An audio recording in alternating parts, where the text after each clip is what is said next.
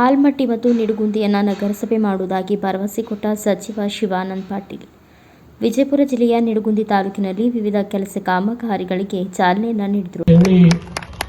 ಭರವಸೆ ಕೊಡ್ತಾ ಇದ್ದೀನಿ. ಜೊತೆಗೆ ನನಗೆ ಇನ್ನೊಂದು ಮನವಿಯನ್ನ ಇಲ್ಲಿ ಯಾರು ವರ್ತಕರು ವ್ಯಾಪಾರಸ್ಥರು ಕೂತಿದ್ರು ಅವರು ಮನವಿ ಮಾಡಿಕೊಂಡಿದ್ದಾರೆ. ನಮ್ಮ ಜೀವನ ನಾವು ಇಲ್ಲೇ ಕುಂತು ಕಟ್ಕೊಂಡಿದ್ದೀವಿ, ಸಹಾಯ ಮಾಡ್ರಿ ಅಂತ ಹೇಳಿ.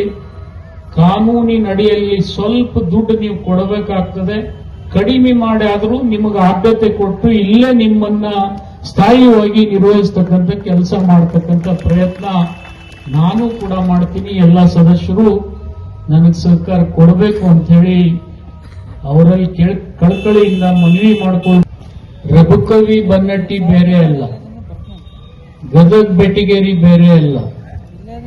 ಸರ್ಕಾರ ಒಪ್ಕೊಂಡ್ರೆ ಖಂಡಿತ ನಿಡಗುಂದಿ ಮತ್ತು ಆಲ್ಮಟ್ಟಿ ಸೇರಿಸಿ ಒಂದು ನಗರಸಭೆ ಮಾಡತಕ್ಕಂಥ ಪ್ರಯತ್ನ ಮಾಡೋಣ ಅಂತ ಹೇಳಿ ನಾನು ಈ ಸಂದರ್ಭದಲ್ಲಿ ತಮ್ಮಲ್ಲಿ ಹೇಳಲಿಕ್ಕೆ ಇಚ್ಛೆ ಪಡ್ತಾ ಇದ್ದೀನಿ.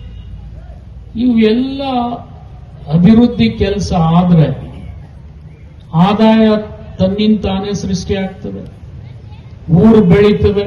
ಬ್ಯೂರೋ ರಿಪೋರ್ಟ್ ಅಲಿ ಮಕಾಂದಾರ್, ಭಾರತ ವೈಭವ news, Nidagundi. Thanks for watching. Read, discuss and debate with editor Dr. Yan Prashant Rao. Wanted reporters in print, digital and visual media for Bharat Vaibhav Daily Newspaper, BV News 5 Channel and BV Fast Web News from all the talukas of Karnataka, Goa and Maharashtra. If interested, send your resume to 9019229369